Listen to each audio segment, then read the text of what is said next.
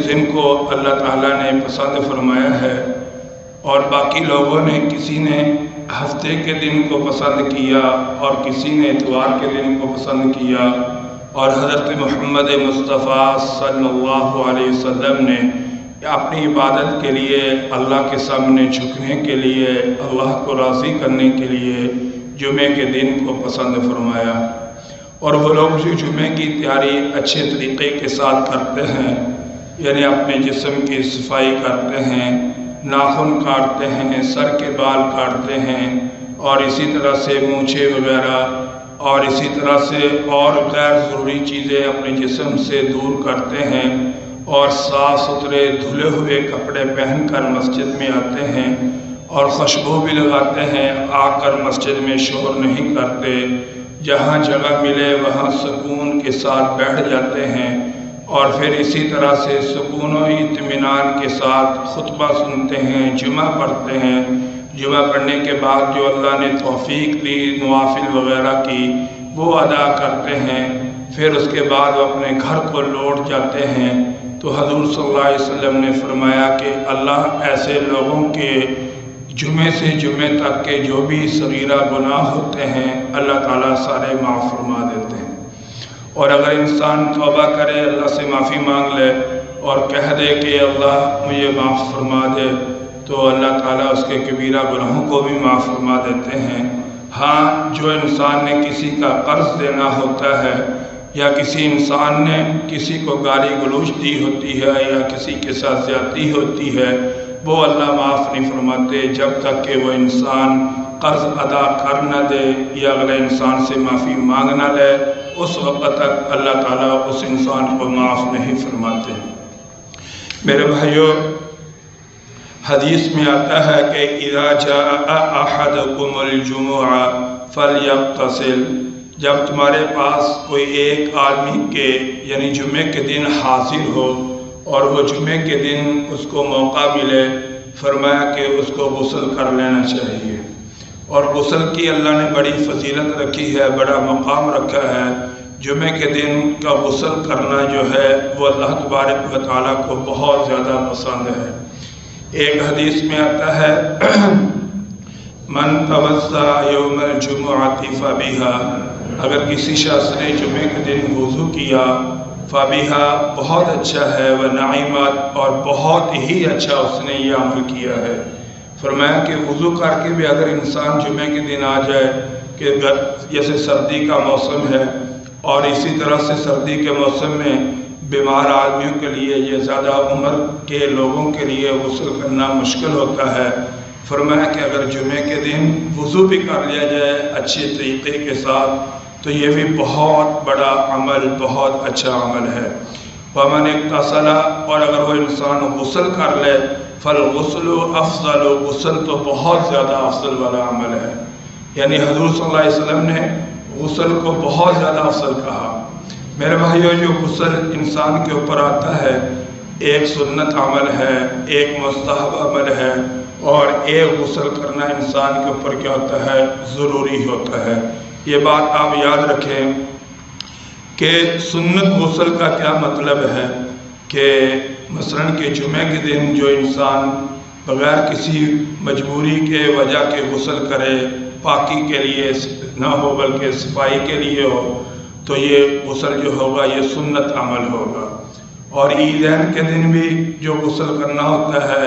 وہ بھی سنت ہوتا ہے۔ عرفہ کے دن حاجی جب عرفہ کے دن پہنچتے ہیں تو ان کے لیے بھی یہ عمل کرنا، یعنی غسل کرنا، میدان عرفہ میں جا کر احرام کھول کر اور پھر وہ غسل کریں تاکہ وہاں کی جو گرمی وغیرہ ہے اس سے بچا جا سکے۔ فرمایا کہ یہ بھی غسل کرنا جو ہے ایک سنت عمل ہے۔ اسی طرح سے احرام باندھنے سے پہلے غسل کرنا، یعنی کسی انسان نے عمرہ کرنا ہے یا حج کرنا ہے، اب اس نے غسل کرنا ہے تو یہ بھی سنت عمل ہے۔ اگر کر لے گا تو بہت زیادہ ثواب ملے گا، بہت بہتر عمل ہوگا، حضور صلی اللہ علیہ وسلم کی سنت پہ عمل ہوگا۔ اور اگر نہ کرے غسل، ویسے ہی باوضو ہو کر احرام باندھ لے، پھر بھی اس کو یعنی جو ہے اس کا احرام ٹھیک ہو جائے گا، لیکن سنت والے عمل سے وہ انسان کیا ہوگا؟ دور ہوگا۔ اسی طرح سے کوئی انسان کسی میت کو غسل دیتا ہے، یعنی کوئی جنازہ کوئی فوت ہو گیا، باپ فوت ہو گیا یا بیٹا فوت ہو گیا، یا ویسے کوئی کوئی آدمی فوت ہو گیا اور وہاں کچھ ساتھی غسل دینے والے بھی وہاں ہوتے ہیں۔ اب میت کو نہلانا بہت بڑا ثواب کا کام ہے اور ثواب کی نیت رکھ کے نہلانا چاہیے، اور بغیر اجرت کے اور بغیر معاوضے کے میت کو نہلانا چاہیے۔ کوئی طمع نہ ہو، کوئی لالچ نہ ہو، اس کے خاندان والوں سے، رشتہ داروں سے، یہ بہت بڑا ثواب ہے۔ لیکن میت کو غسل دینے سے پہلے یہ بات یاد رکھیں، جب میت کے سجا والی جگہ پہ ہم نے ہاتھ لگانے ہیں تو اپنے ہاتھوں پہ دستانے پہن کر پھر ان کی صفائی کرنی ہے، یعنی باقی جسم پہ جو ہے وہ ویسے ہی بغیر دستانوں کے ہاتھوں کو پھیرا جائے گا، لیکن شرمگاہ وغیرہ جو صاف کرنی ہے، استنجا کروانا ہے، جو بھی ہے اس کو بڑا دستانے پہن کر انسان کو یہ میت کو غسل دینا چاہیے۔ اور اسی طرح سے جب اس کے بعد غسل دینے کے بعد اگر تمہارے پاس وقت ہے کہ جنازہ نکلتا نہیں ہے اور ابھی تھوڑا ٹائم ہے تو غسل کر لو گے غسل دینے والے، تو یہ ایک مستحب عمل ہے۔ یعنی بعض لوگ کہتے ہیں کہ یہ بہت ضروری ہے، ضروری نہیں ہے، بلکہ یہ ایک مستحب عمل ہے، تاکہ کوئی انسان میت کو غسل دینے کے بعد اچھی طرح سے نہا لے، تو یہ ایک سنت اور مستحب عمل ہے، یہ فرض واجب انسان کے اوپر نہیں ہے۔ اسی طرح سے انسان کے اوپر غسل واجب کب ہوتا ہے کہ جب انسان بالغ ہوتا ہے، اور اسی طرح سے انسان کی جو شرمگاہ ہوتی ہے وہاں سے انسان کے 3 طرح کے پانی، 4 طرح کے سمجھو پانی نکلتے ہیں، ایک پیشاب، ایک مزی، ایک ودی اور ایک منی۔ دیکھو بھائیو، ہر انسان کو اللہ نے پیدا کیا اور خوبصورت پیدا کیا۔ اللہ تعالیٰ نے حضرت محمد مصطفیٰ صلی اللہ علیہ وسلم نے ہر بیماری کا علاج بھی بتایا اور ہر بیماری کے بارے میں خبر بھی دی، اور بتایا گیا کہ اگر تم اپنا یہ علاج وغیرہ کروا سکتے ہو۔ بس اوقات انسان پیشاب کرتا ہے، پیشاب کرنے کے بعد انسان کو کچھ قطرے آتے ہیں اور ان قطروں کو ودی کہا جاتا ہے۔ ودی کے نکلنے سے انسان کے اوپر غسل نہیں آتا بلکہ وضو کرے گا، اور اس کا علاج بھی حدیث میں بتایا گیا ہے کہ انسان کو نماز سے کچھ دیر پہلے، ہمارے ہاں یہ بیماریاں اس لیے لگتی ہیں کہ ہم ان چیزوں کا احتیاط نہیں کرتے۔ کیسے کہ پیشاب جلدی نہیں کرنا، جب تقاضا آئے پیشاب نہیں کرنا۔ ابھی نماز کے وقت میں 2 گھنٹے پڑے ہیں اور ہم اپنے آپ کا پیشاب روک کر بیٹھے ہیں اور جان بوجھ کر روک کر بیٹھے ہیں کہ اب چلو نماز کے وقت جائیں گے، پیشاب بھی کر لیں گے، نماز بھی پڑھ لیں گے۔ حالانکہ جب تقاضا آئے فوراً پیشاب کر لینا چاہیے۔ حدیث میں آتا ہے کہ ادھر نماز کا وقت ہے، ادھر تمہیں تقاضا آ رہا ہے پیشاب وغیرہ کا، تو فرمایا کہ پہلے پیشاب کرو، نماز بعد میں پڑھو۔ جماعت جاتی ہے چلی جائے، لیکن پہلے اپنا جو قضاء حاجت ہے اس کو اچھی طریقے سے کرو۔ ہمارے ہاں یہ ہوتا ہے کہ جو ہم واش روم وغیرہ کی حالت دیکھتے ہیں کہ جب 5-60 منٹ ہوتے ہیں اس وقت بھاگتے ہیں، اور بھاگتے ہوئے فوراً واش روم میں اور جلدی جلدی پیشاب کیا، اور اچھی طرح سے ہم فارغ بھی نہیں ہوتے، آدھا پیشاب کرتے ہیں، آدھا روکتے ہیں، اور اس طرح پھر ہم وضو شروع کر دیتے ہیں، پھر وہ قطرے جو ہوتے ہیں وہ جناب والا ہماری بیماری بن جاتی ہے۔ اگر ہم وقت پہ پیشاب کریں اور سکون کے ساتھ پیشاب کریں تو اس طرح کی بیماریوں سے اللہ ہمیں محفوظ فرما دیتے ہیں،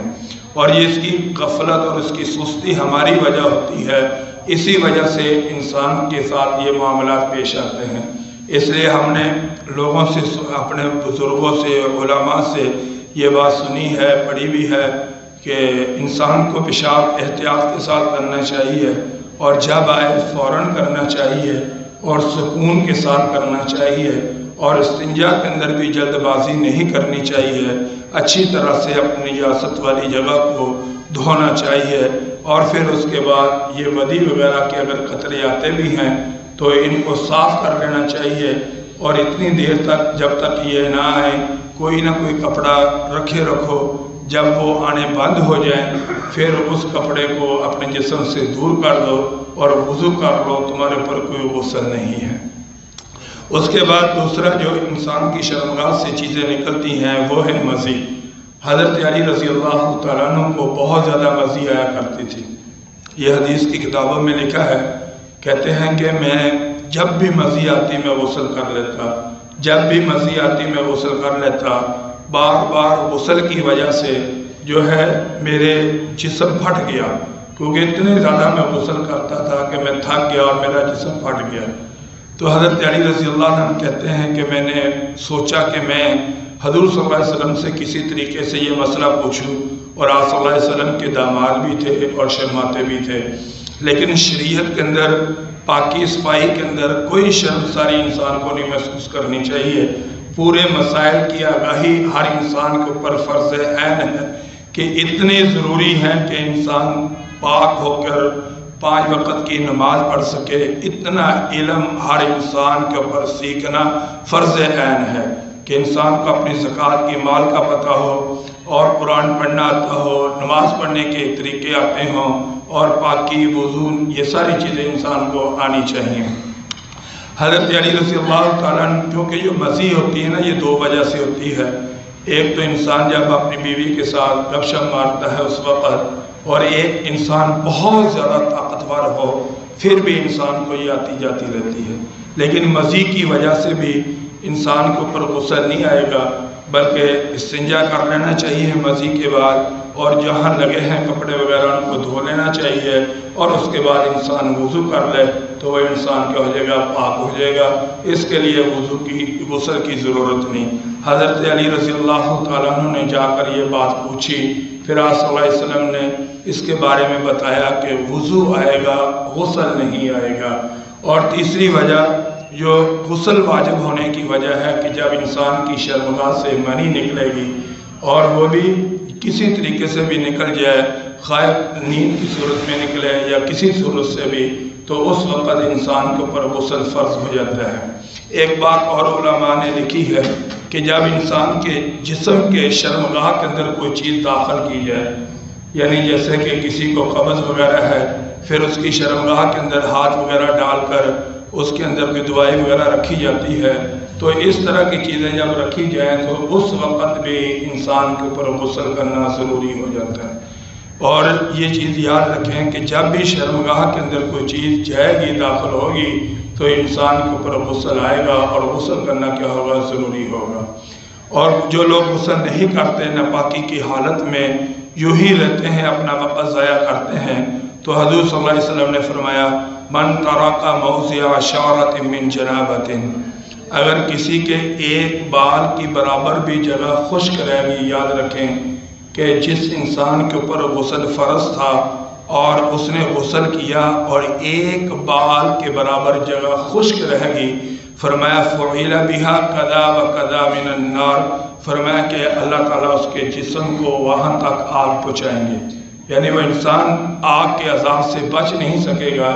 اس لیے انسان کو ہر وقت صاف ستھرا رہنا چاہیے اور پاک صاف رہنا چاہیے، اور انسان کے جسم کے اندر جو ناپاکی کی کیفیت ہے اس کو بالکل بھی باقی نہیں رکھنا چاہیے، اور انسان کو صحت بھی حاصل ہوتی ہے، اور اللہ تبارک و تعالیٰ کی محبت بھی حاصل ہوتی ہے، اور اللہ تبارک و تعالیٰ کا قرب بھی حاصل ہوتا ہے۔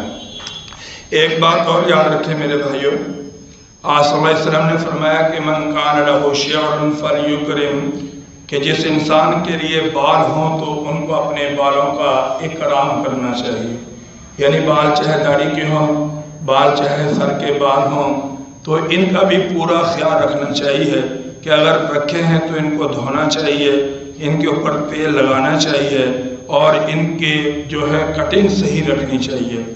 ایک آدمی آپ صلی اللہ علیہ وسلم کے پاس آیا، اس نے آدھے بال مڈوائے ہوئے تھے اور ایک گچھا جو اوپر کھڑا کیا ہوا تھا، اس کو پتہ نہیں فوجی کٹنگ کہتے ہیں، پیالہ کٹنگ کہتے ہیں، پتہ نہیں برتنوں کے نام کے اوپر یہ کٹنگوں کے نام ہیں، حالانکہ کٹنگ سنت والی ہونی چاہیے۔ سب سے زیادہ جو خوبصورت، سب سے زیادہ جو حسین، سب سے اعلیٰ صورت کے لحاظ سے، سیرت کے لحاظ سے اگر دنیا میں کوئی ہستی آئی ہے تو وہ حضرت محمد مصطفیٰ صلی اللہ علیہ وسلم کی ہستی آئی ہے، اور یہ بات ہمیں یاد رکھنی چاہیے۔ یعنی جس کے چہرے کی اللہ نے قسم کھائی،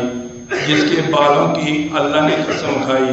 جس کے ہونٹوں کا تذکرہ اللہ نے کیا، جس کے سینے کا تذکرہ اللہ نے اپنی زبان سے کیا، جس کے قدموں کا ذکر اللہ نے قرآن پاک میں کیا، جہاں لگے ان کا ذکر کیا، جس جگہ پہ لگے ان شہروں کا ذکر کیا، جس کے ساتھ لگے ان کو عزت دی۔ گویا کہ اگر دنیا میں خدا تعالیٰ کو کوئی چیز سب سے زیادہ محبوب ہے تو وہ حضرت محمد مصطفیٰ صلی اللہ علیہ وسلم کی محبوب ہے۔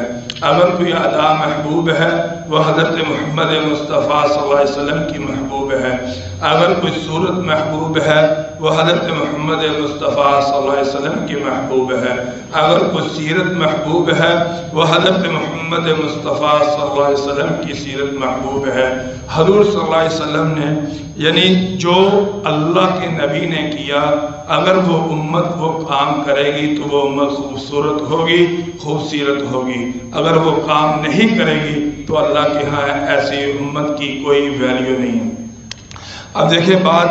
حضور صلی اللہ علیہ وسلم نے اپنے سر کے بال رکھے، وفرا، لما اور جمہ آصلی وسلم کے بالوں کے نام تھے۔ وفرا اور اسی طرح سے جو ہے جمہ اور اسی طرح سے آصلی وسلم کے لما، یہ بالوں کے آصلی وسلم کے نام تھے۔ جب آصلی وسلم کے بال کانوں کی لو تک ہوتے تھے ان کو وفرا کہا جاتا تھا، اور آصلی وسلم زیادہ تر جو اپنے بال رکھتے تھے وہ آصلی وسلم کے کانوں کی لو تک ہوتے تھے، اس سے آگے بال آصلی وسلم کے نہیں ہوا کرتے تھے۔ کبھی آپ جنگ پہ جاتے، کبھی آپ سفر پہ جاتے اور آپ جلدی حجام کے پاس نہ جا سکتے تو پھر وہ بال بڑھتے بڑھتے کبھی وہ آصلی وسلم کے لما ہو جاتے، یعنی گردن تک جو بال آتے وہ لما، اور گردن سے کندھوں پہ بال آ جاتے وہ جمہ۔ اس سے آگے بال رکھنا حضور صلی اللہ علیہ وسلم سے ثابت نہیں ہے۔ اگر کوئی آدمی اتنے بڑے بال رکھے کہ وہ کمر پہ جا رہے ہیں تو ایسے لوگوں پہ اللہ کے نبی نے لعنت بھیجی ہے، یہ بات یاد رکھیں۔ فرمایا کہ لعن اللہ، کہ لعنت ہو ایسے لوگوں پر کہ جو مرد ہو کر عورتوں کی مشابہت کرتے ہیں اور عورتیں ہو کر مردوں کی مشابہت کرتے ہیں۔ فرمایا کہ ایسے لوگوں پہ، ایسی عورتوں پہ اللہ کے نبی کی کیا ہو، اللہ کی لعنت ہو۔ اب دیکھو شلوار جو ہے آپ اندازہ کر لیں کہ شلوار جو ہے یہ ٹخنوں سے اوپر رکھنا مرد کے لیے سنت ہے، اور عورت کے لیے پاؤں تک رکھنا سنت ہے کہ عورت کا پاؤں ڈھکا ہونا چاہیے۔ لیکن اندازہ کر لیں کہ عورتوں کی آدھی پنڈلیوں تک یہ تہبند ہوتا ہے اور مردوں کے پاؤں تک ہوتا ہے۔ مردوں والے طریقے عورتوں نے اپنا لے اور عورتوں والے طریقے مردوں نے اپنا لے۔ اسی طرح سے عورتیں بال جو ہے وہ آدھا سر رکھتی ہیں، کٹواتی ہیں، حالانکہ کندھوں سے آگے بال کسی عورت کے لیے کٹوانا جائز نہیں ہے۔ اگر کوئی مجبوری ہو تو وہ تھوڑے بہت نیچے سے کٹوا سکتی ہے، بالکل مردوں کی طرح وہ عورت بال نہیں رکھ سکتی، اور ایسی عورتوں پہ اللہ کے نبی کی کیا ہے، لعنت آئی ہے۔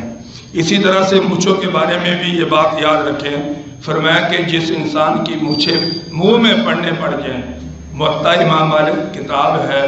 اس کے اندر اس کی ایک شرح ہے اوجز المسالک، اس کے اندر یہ حدیث ہے۔ فرمایا کہ جس انسان کی مونچھیں بڑی بڑی ہوں اور وہ منہ کے اندر جا رہی ہوں، فرمایا کہ میں محمد قیامت کے دن اس انسان کی جو ہے سفارش نہیں کروں گا۔ تو اس لیے بھائیو یہ بھی ہمیں خیال رکھنا چاہیے کہ مونچھیں ہماری منہ کے اندر نہیں جانی چاہیے اور ان چیزوں سے۔ اب آجو جی غسل کے بارے میں یاد رکھیں کہ غسل کے اندر 3 فرض ضروری ہیں، 3 فرض۔ پہلا، منہ کے اندر ہم نے پانی ڈالنا ہے اور اس کے اچھی طریقے سے ہم نے کیا کرنے ہیں، گرارے کرنے ہیں۔ گرارے کرنے کا اگر روزہ نہ ہو تو پھر گرارے کریں گے، اگر روزہ ہوگا تو پھر گرارے نہیں کیے جائیں گے، یہ بات یاد رکھیں۔ پھر اس کے بعد ہم نے ناک کے اندر پانی ڈالنا ہے۔ ناک کی جو ریڑھ یہ ہڈی ہے یہاں تک پانی پہنچنا چاہیے۔ ویسے بھی ہمیں جرامے والا یہ ناک صاف رکھنا چاہیے، گدود کی بیماریاں نہیں پیدا ہوں گی، ہڈی کی بیماریاں پیدا نہیں ہوں گی، نزلہ نہیں ہوگا۔ جب بھی وضو کریں ناک کو اچھی طرح سے صاف کریں، گرم پانی کر کے صاف کریں، انشاءاللہ ناک کی بیماریوں سے انسان بچ جاتا ہے۔ صفائی جب کرے گا بیماریوں سے خود بخود انسان بچ جاتا ہے۔ اس کے بعد فرمایا کہ پہلے دائیں جانب پانی پھر بائیں جانب پانی 3 دفعہ بہاؤ، اتنا اچھے طریقے سے بہاؤ کہ سر کے بالوں سے لے کر پاؤں کے ناخن تک کوئی چیز ہماری جو ہے خشک نہیں رہنی چاہیے۔ اگر کوئی چیز تھوڑی سی بھی خشک ہوگی تو ہمیں وہ غسل حاصل نہیں ہوگا۔ یہ ہے فرض پورے، یعنی 3 فرض۔ منہ میں 3 دفعہ یعنی کلی کرنا اچھی طرح سے، ناک میں اچھی طرح سے پانی ڈالنا اور پورے جسم پہ پانی بہانا۔ اب جو ہماری ناف ہے اس کے اندر بھی ہمیں ہاتھ مار لینا چاہیے کہ ناف کے اندر تر ہاتھ جو ہے اس کو اچھی طرح سے اندر داخل کر کے جو ہے یہ کانوں والے حصے ہیں ان کے اندر بھی ہمیں تر ہاتھ مار لینا چاہیے۔ یہ انگلیاں ہیں ان کے اندر بھی ہمیں مار لینا چاہیے۔ یہ بغلیں ہیں ان کے اندر بھی، اور اسی طرح سے جو 2 رانے ہیں ان کے اندر بھی جو چھوٹے موٹی چیزیں ہیں ان کے اندر بھی ہمیں اچھی طرح سے صابن یا ہاتھ مار لینا چاہیے تاکہ جو بھی میل کچیل وغیرہ ہے وہ ہمارے جسم سے جو ہے وہ اچھی طرح سے جو ہے باہر ہو جائے اور وہ دور ہو جائے۔ اس کے علاوہ اگر بہترین غسل کرنا چاہتے ہیں تو سب سے پہلے ہمیں استنجا کرنا چاہیے۔ جب استنجا کریں گے تو جو بھی